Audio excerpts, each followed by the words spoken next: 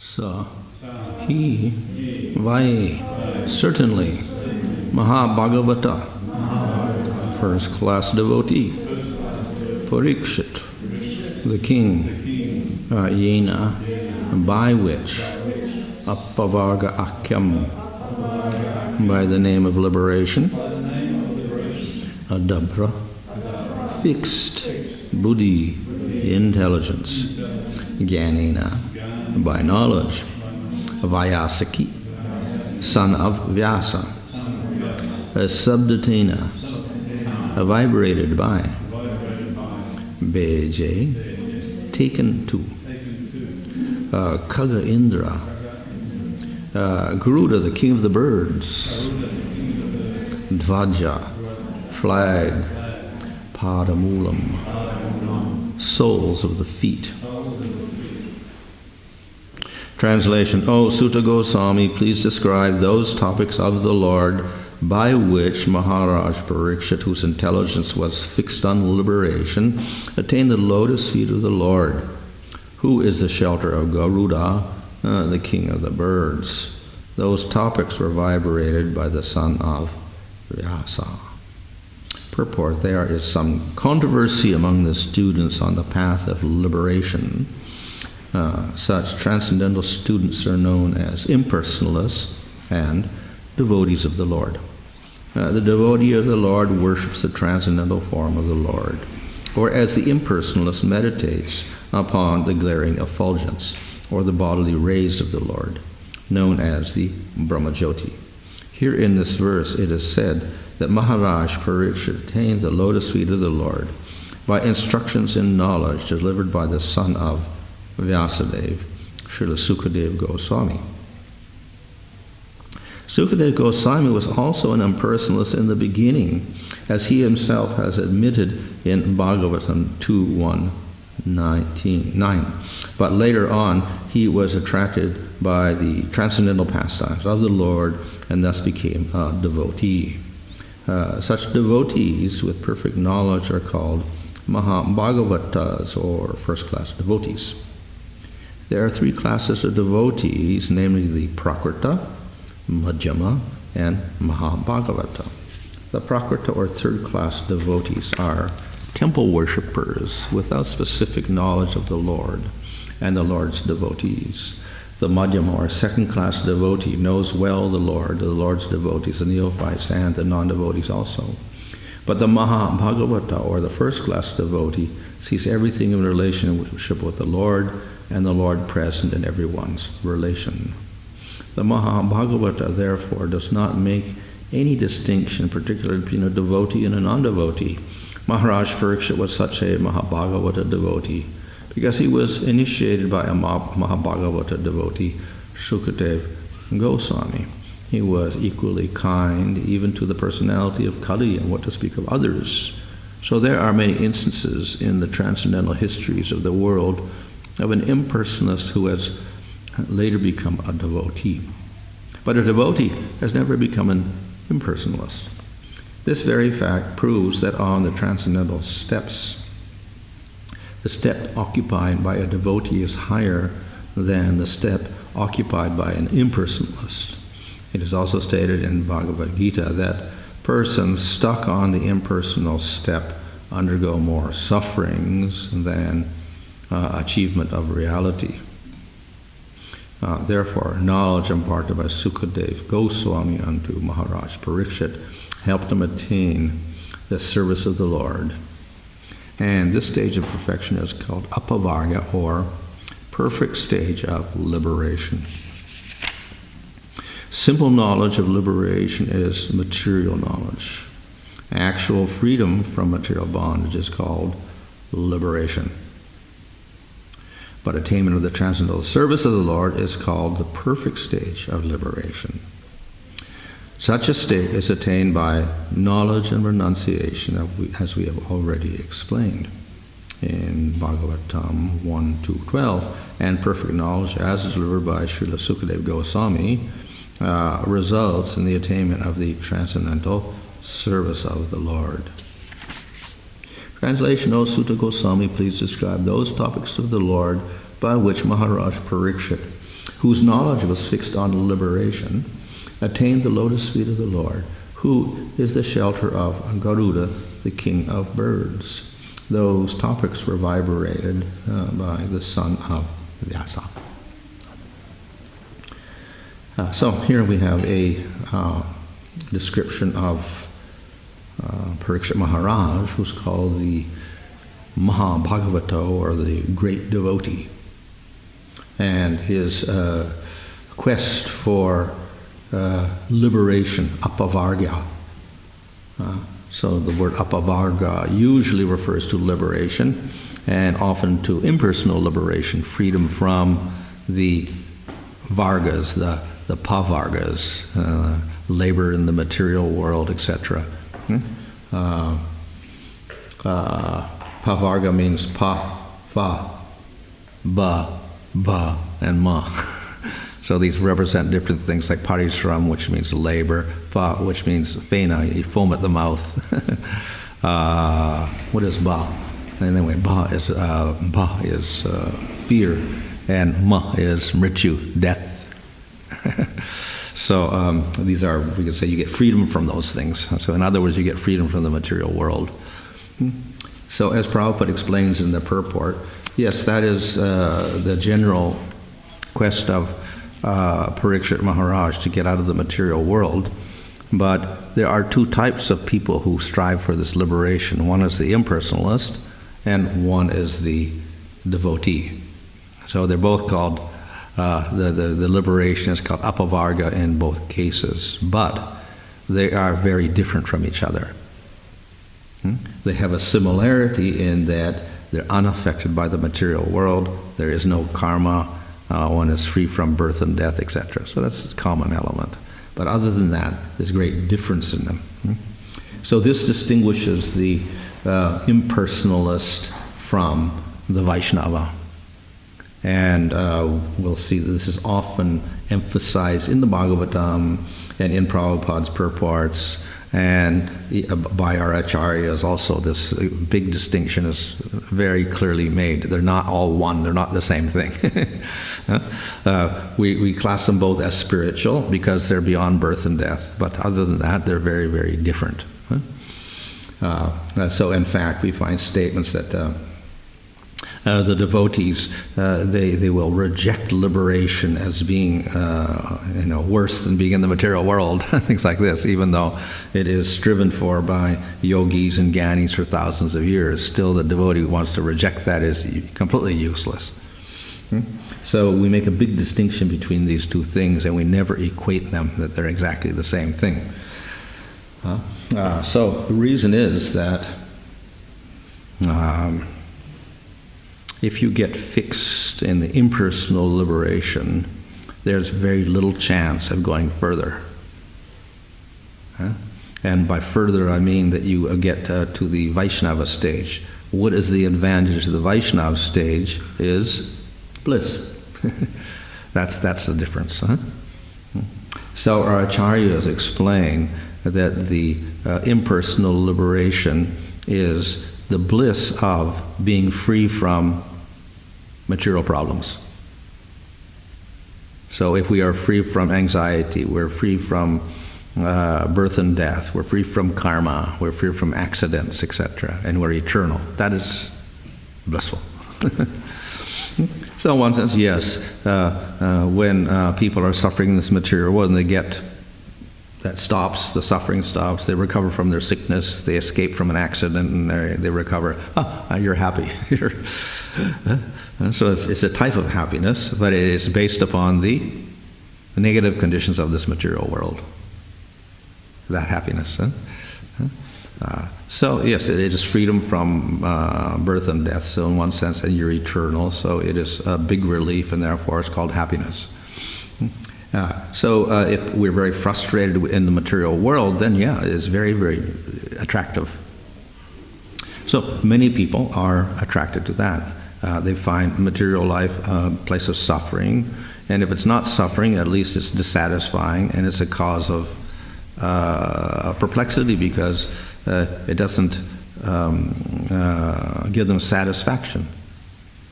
So this impersonal liberation gets rid of all of the problems, and it gives some sort of satisfaction because at least you identify with your true nature. That is, I'm not the material body, I am the Atma, which is truth. So there is some satisfaction in that. So in the Bhagavad Gita, in the 2nd chapter, Krishna talks about this Citta Pragya, one who is fixed in knowledge. So he is satisfied in himself. He does not identify with the material body. He says, I'm Atma, and he's very satisfied like that. Then he's not affected by the material world. So there's a satisfaction from that. So this becomes the aim of the yogis and the gyanis, to get to that stage. But, as I said, from the devotee point of view, that happiness is merely negative. It's just the absence of material suffering, the absence of temporary nature of the material world. But it's not positive in any way. So therefore, it's not real happiness. So, in our theology, we say that real happiness is based upon relationship. And if we establish a relationship which is eternal and full of affection, then we get bliss. So therefore, recognizing a relationship with somebody spiritually gives rise to rasa. Rasa gives rise to ananda, or bliss.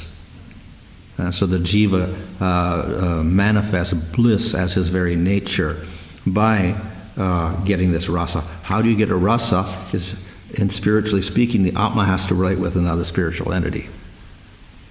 So the ideal spiritual entity is Supreme Lord, Bhagavan. So we establish a relationship, and then rasa established, then we get the bliss. So that is the how we explain everything. And we say that this nature of the jiva to get ananda is it's natural to the jiva. It's a capacity. It's there. But if we don't utilize the capacity, then it doesn't manifest. So we somehow have to do that. When we do manifest, then we experience ourselves in a natural state of bliss.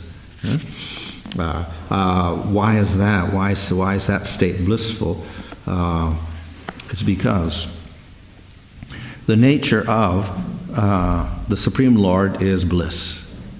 And that bliss is expressed in a relationship with a devotee, with a jiva. So therefore it is natural for the jiva to have a relationship with the Lord, and then he gets bliss like the Lord. So that is the bliss that the devotee strives for with a relationship, by relationship with the Lord. So therefore we can't just go for Brahman or this impersonalism where there is no identities. But we need a relationship. But it can't be a material relationship. So there has to be a spiritual form. We have to have a spiritual form. Supreme Lord has to have a spiritual form. We have to have qualities. Supreme Lord has to have qualities. And if we have similar qualities, then we can have a relationship. If we have very different qualities, there's no possibility of a relationship. So this is reflected. This type of quest for happiness is reflected in the material world also. So in the material world, everybody wants happiness also. So of course in the material world we try for happiness in various ways using our material body. The Gyanis and Yogi also strive for happiness, and therefore they go for apavarga, liberation. And the devotees also strive for happiness through relationship with the Lord, rasa. So everybody's striving for happiness. Animals are striving for happiness also. And nobody likes suffering in the material world. Even the plants don't like suffering. And animals don't like suffering. Human beings don't like suffering. So they're trying to escape the suffering, and they're trying to get happiness. So for a conditioned living entity, human being, he's thinking, well, what is that happiness? So immediate happiness is get rid of the suffering. That's fun. And therefore you may go for liberation. Or, if you're even less advanced, it means get rid of the suffering and get more facility in the material world. So that is what karma yoga is. And going to Svargaloka. So that's an even lower stage. If we understand it's all illusory and temporary, then we go for the higher liberation. But everybody's striving for that happiness. So the materialists and the karma yogi are striving for happiness in a very gross way by identity with the material body, make the material body happy. And how do we make the material body happy? One is satisfy your senses. So we can eat or do this or do that or be nice and healthy or whatever. That's one way. But we know that people also are not really satisfied with that. And so they strive for happiness through relationships. So just as in the spiritual world, the jiva establishes a relationship with the Lord and he gets ananda through rasa. In the material world, we also try to get happiness by establishing a relationship with another person. And then we get a rasa, and then we get happiness. So very, very similar what we do in the material world. So in one sense, it should not be too surprising that our ideal is an ideal relationship, like we have Radha and Krishna ideal relationship of happiness, of bliss. So that's not surprising because in the material world, people are doing the same thing. They're trying to get happiness through relationship. And we know in the spiritual world, of course, we have different relationships. So we have the Madhurya Rasa, Radha and Krishna, or we have the Sakya Rasa, cowherd boys together, or we have the parental Rasa with the father and the child, mother and the child. So similarly, people in the material world also strive for happiness in relationships through these different modes of relationship. So the mother has children, and she expresses her happiness through this vatsalya, love for the child, a very, very strong relationship. And then we have the friendly relationship, people socializing together all the time, trying to make friends with each other and get rasa out of that. And then we have the other relationship, the man and the woman together, and therefore we have marriages and families for that. Once they get the family, then they start a vatsalya relationship with the children. And everybody's trying to get happy through that. So basically, socializing and family life is considered to be happiness for people.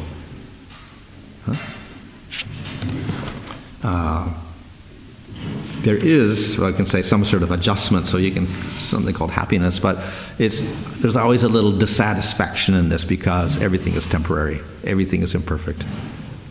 The object of love is imperfect, the object of love is temporary. Everybody dies. The mother dies, father dies, children die, lover dies, husband dies, wife dies, whatever. It's just friend dies, and everybody gets upset. So it's a very frustrating experience. We get the happiness and then suddenly it disappears. Or in other cases, the happiness doesn't get really established because there's too many imperfections in the other person or in ourselves. So all sorts of problems, but still, we stubbornly go on this path of trying to get happiness through relationships here in the material world. And it's always been there from the beginning of time up until now, and we go in the future also. So, very, very difficult to suppress that. So, but this is a reflection of the spiritual rasa. So we can say one says it's natural because it's the jiva trying to express his ananda, try to get his ananda through a relationship when he actually can do that, but it's doing it in the wrong way. So we just have to do that in the proper way, and then we get the positive bliss. So therefore, one way is that we can't do it with material bodies because they're temporary and imperfect.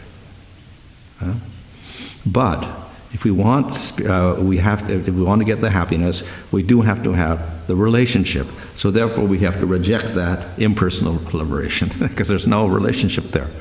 It's oneness. There is no other entity. So you can't relate to anybody. You can't perceive anything. You have no senses. You have no form, no body.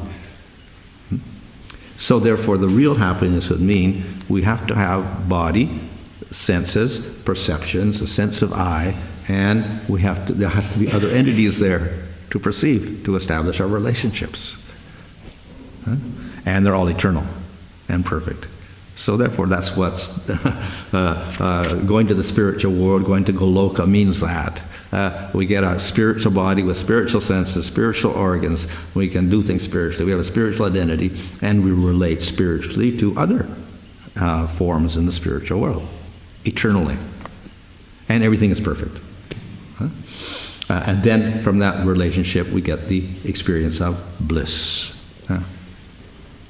So we can say, well, okay, very good. But why do we have to have Krishna there? We could just have other people there in the spiritual world with no Krishna.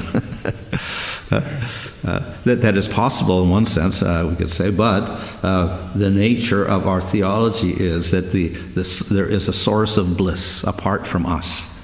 And therefore we make a distinction between jivas and Supreme Lord.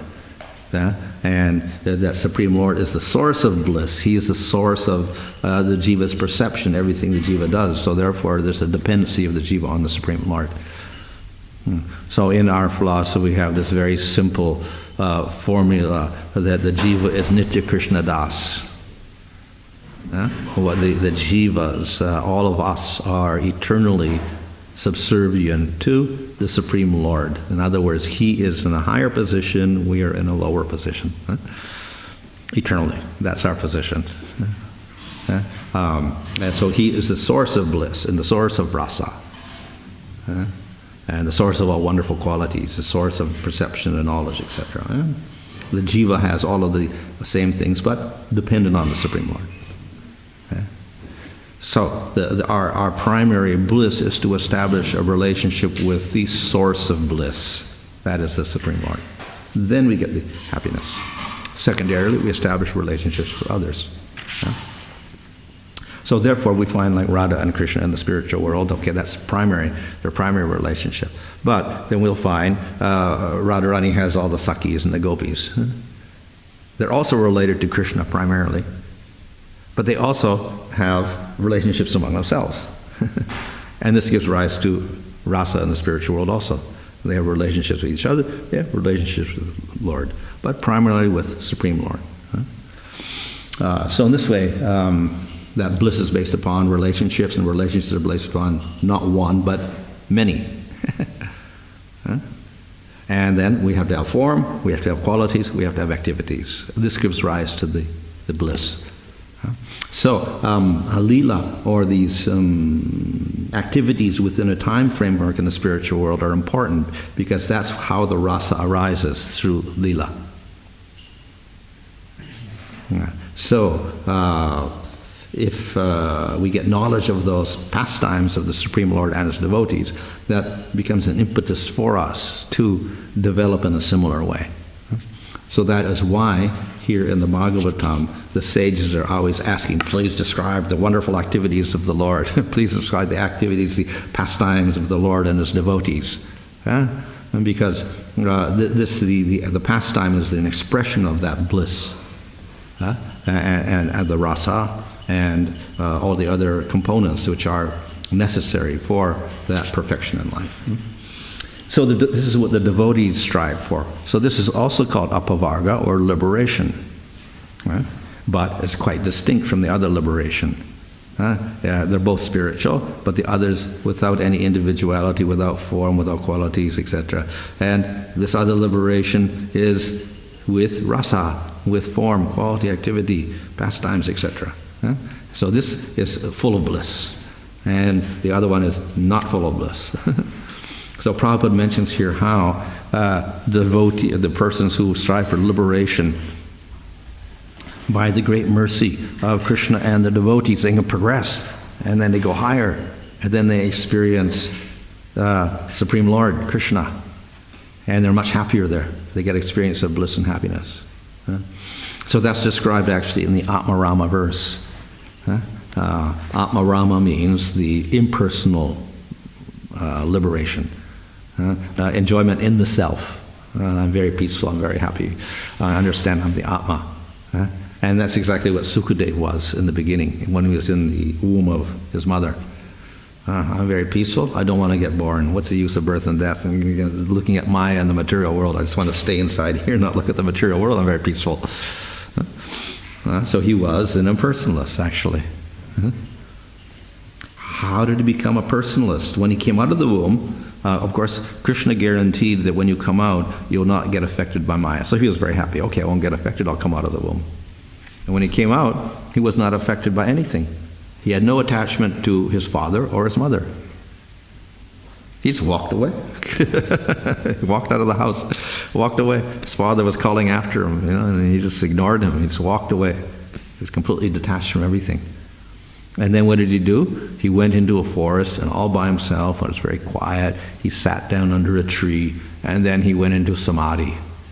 And he was very, very peaceful.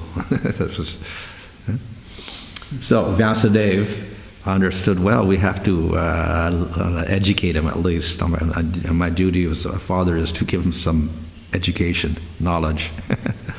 And of course, Vyasadeva is an incarnation of the Lord and also a great devotee and a writer of the Puranas, and he has knowledge of Krishna, etc. So then he empowered his disciples. He told his disciples to, because he understood, he was Trikalagya, it's all knowledge, so he understood exactly where Sukadeva was sitting under the tree meditating.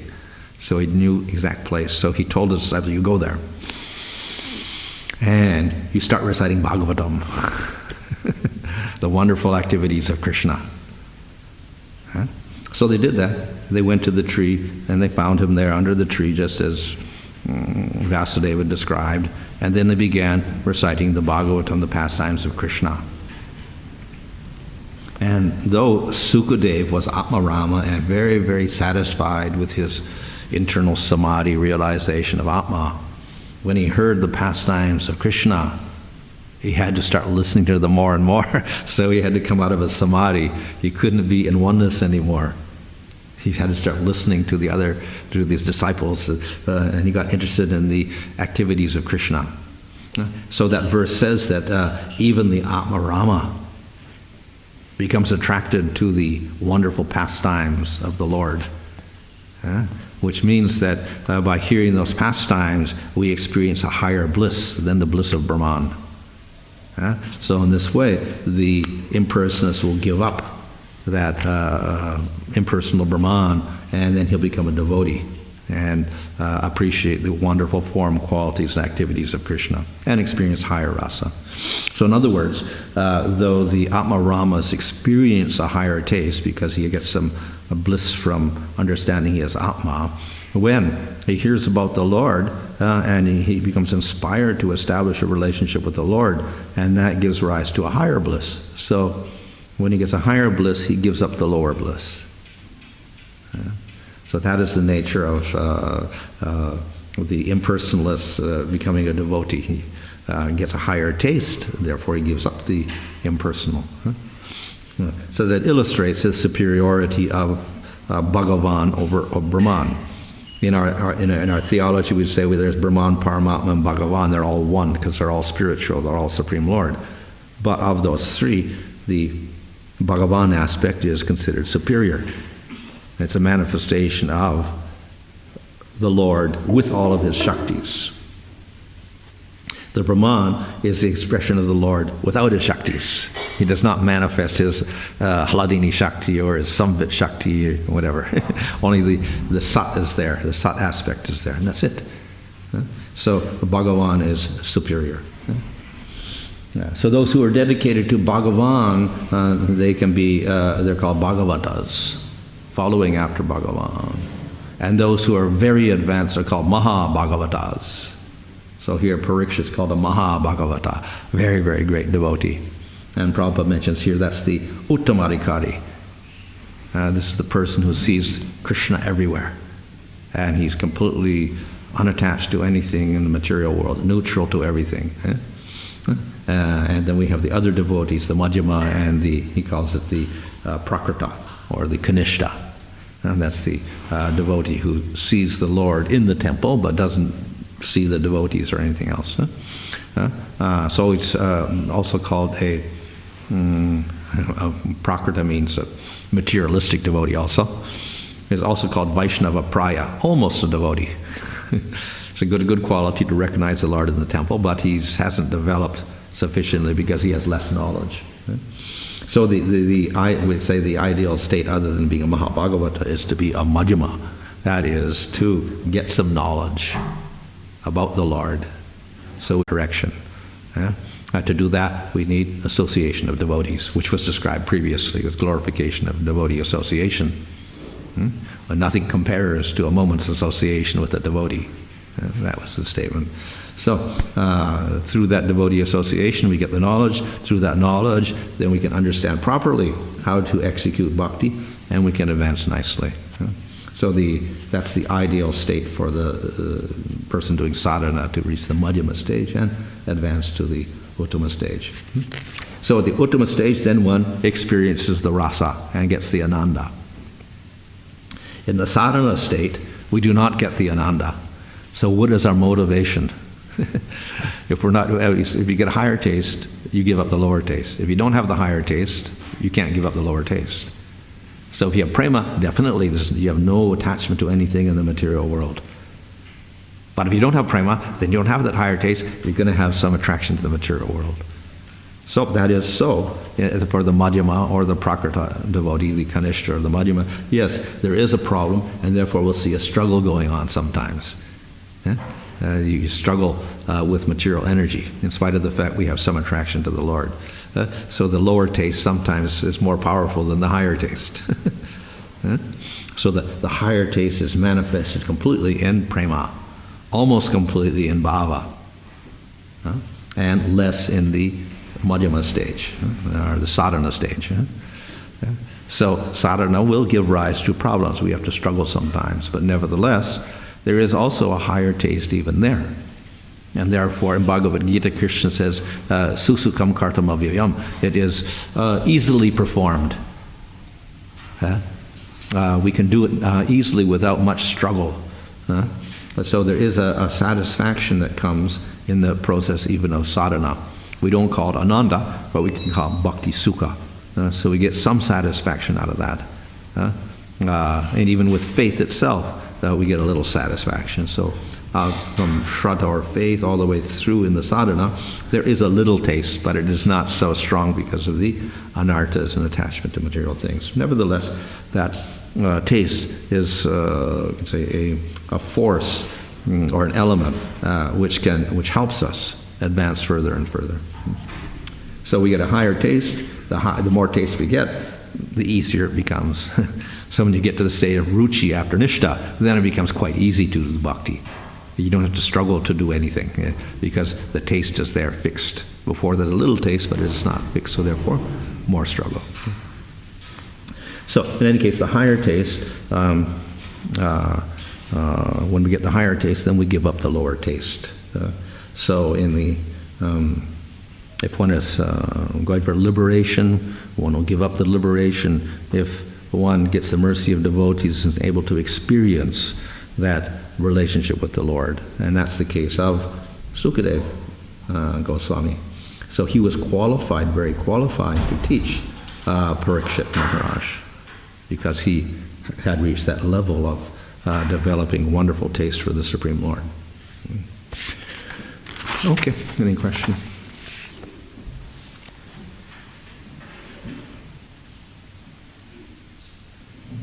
This Admiral verse is very common in the Chaitanya. Yeah. Wondering if you could explain why Lord Chaitanya explained that verse so many times in so many different ways. Well, first came up with, I think, requested by Sarvabhauma Bhattacharya, I think. He requested him to explain it, and then he explained it in, I think, 18 ways or something, or like that. So, why that verse is important is it shows the superiority of bhakti over jnana, or Bhagavan over impersonal Brahman. That even the Atmarama, even the impersonalist, becomes attracted to the wonderful qualities and activities of the Lord. So it shows the superiority of bhakti and Bhagavan over impersonal liberation. That's the main thing.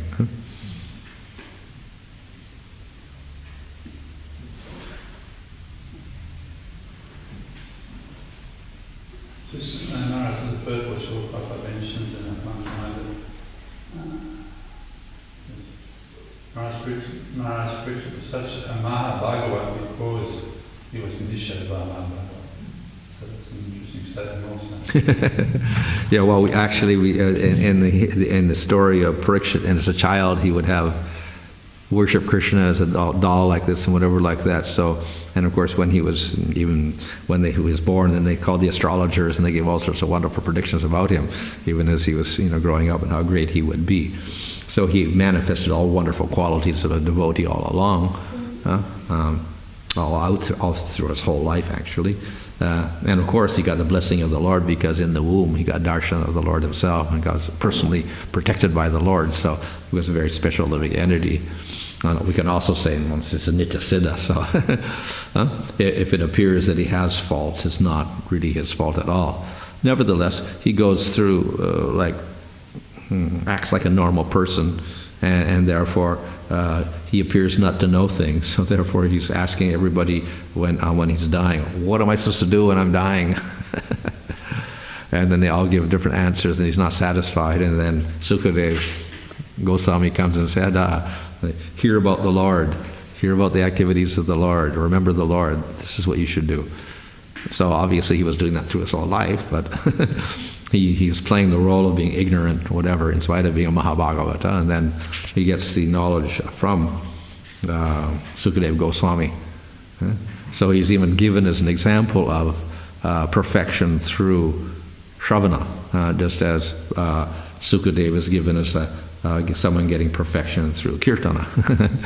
But we can say in one sense they're all nitya siddhas and eternal, but they're showing some sort of progress towards perfection in their pastimes. Alright, so this master is he nitya siddha in the sense that he's part of that transcendental roadshow of Krishna's pastime, like Krishna's already left. Is that considered part of that transcendental roadshow?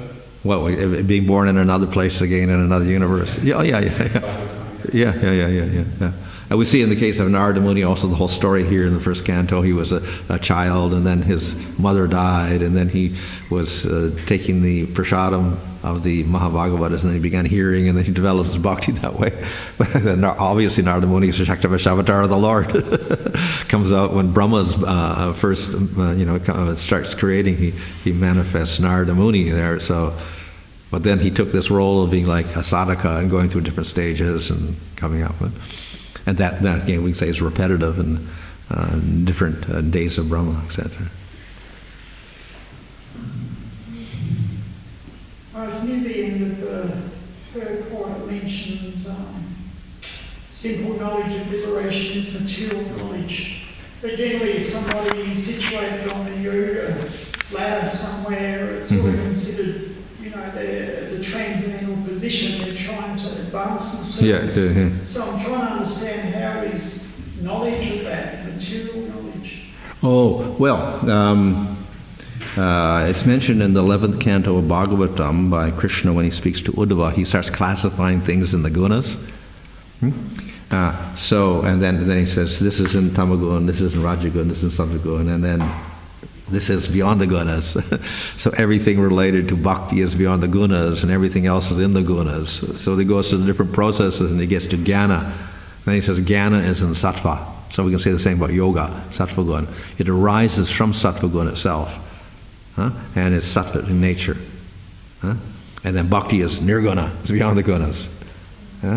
So the process itself is material, and if you get liberation, you have to give up that process of jnana or yoga. Once you get liberation, you no longer do yoga.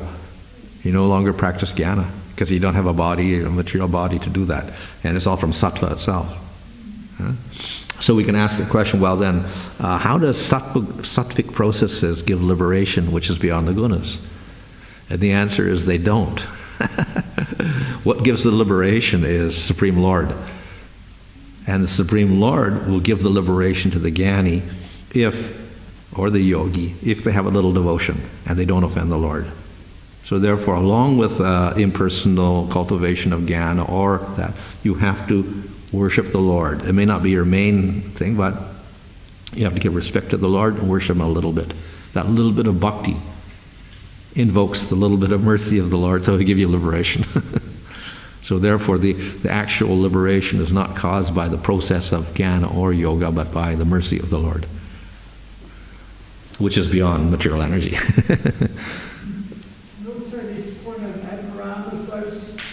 those who have achieved impersonal liberation, they might be known as amaramas, but it would seem that that level still is not fully satiating, because after some time they fall down from that position. Yeah. Well, there's the two types of Atmaramas.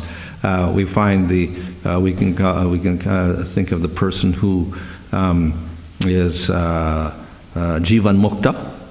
He's still got a body, and he's got his liberation. And then we think of the liberated person beyond the body. So I think Jiva Goswami and also Baladeva Vijayabhushan, maybe Vishwanath, also they say that we have that verse that the person who disrespects the Lord, then he falls from his position, Patanchanadarita Yoshmadagraha. So this refers to the person who has become a Jivan Mukta. He still has a body. So he will fall if he does not worship the Lord, if he offends the Lord in some way. Then he will fall from his position of liberation and come back to the material world.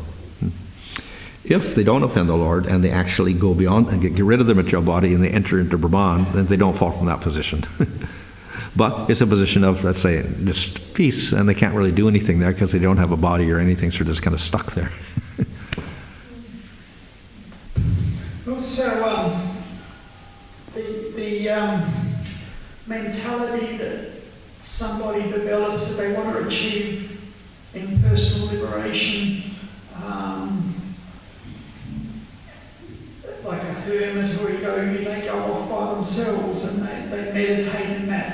You know, it sort of seems like an antithesis of the human nature, because it's sort of considered the worst punishment you can give somebody is put them in solitary confinement, or you know, the worst punishment you can give a child is get them to stand in the corner by themselves. You know, you know, the whole world is in isolation and nobody likes it. So how is it that it goes against their seemingly human nature, but there's some people who specifically strive for that? Well, as Krishna says in the Bhagavad Gita, it is klesha adhikara. It is this process of jnana is full of suffering, because you have to suppress your senses, suppress your body, suppress your mind, which is not, say, natural for the jiva. We want to express ourselves through our body and the mind and do so many things. So if you start curtailing that, it's very difficult for the jiva. So it becomes a source of suffering. Still, why would they do it then? Because they're so frustrated with the material experience, or through knowledge they understand that it's useless. Therefore they have a motive of getting rid of it. So they say, this is the only way we're going to get rid of it. Stop it all. So that they keep trying to do that for thousands of years. They may be successful, but it takes a long time and it's very full of suffering. But they're motivated because they have a little bit of higher knowledge that I'm not the material body. I guess in a sense Buddhism takes it one further. They try and annihilate their very selves for the same reason. Even though it's not actually possible, but that's their goal.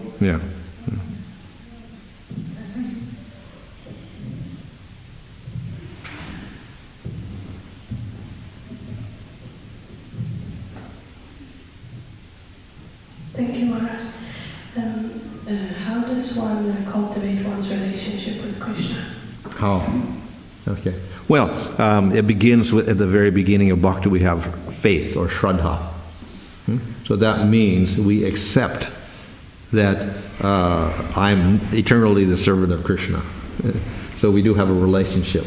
He is there and I am there and I'm serving him.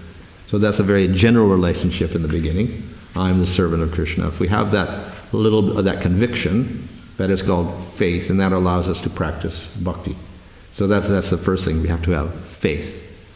So then we start the process of bhakti proper, engaging our senses and our mind. And what do? We're engaging the senses to establish the relationship with Krishna. So we're serving Krishna. So we offer things to the form of the deity, or even mentally we can offer to the Lord. And we're trying to express affection in doing that. Offer me a leaf or fruit or flower with bhakti. So therefore, when we do an act of service to the Lord, we're trying to express our affection for the Lord. So that's where the relationship comes. So by giving things to the Lord, that's an expression of our affection for doing activities on behalf of the Lord.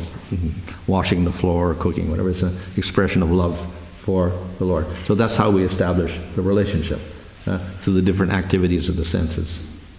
Of course, our primary means is chanting the name of the Lord. It's also a service to the Lord. Usually we think, well, how can that be a service? It's just you're saying the name of the Lord. It's not like washing the floor or cooking or whatever. But it's a way of pleasing the Lord, our attempt to please the Lord. When we like somebody and we want to please them, then we will praise them. We'll glorify them. So similarly for the Lord, if we want to please Him, we'll glorify Him. And Krishna gets pleased with that, just like with any other service that we do. He doesn't need it, but He is pleased by our attempt to please Him.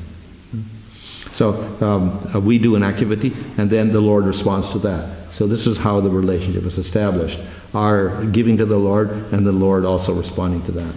And then we establish a relationship in that way. And then later on it could go into different modes, that is, different rasas, sakya, rasaya, madhurya, or dasya, or even shanta.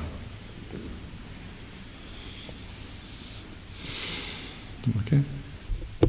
Hare Krishna.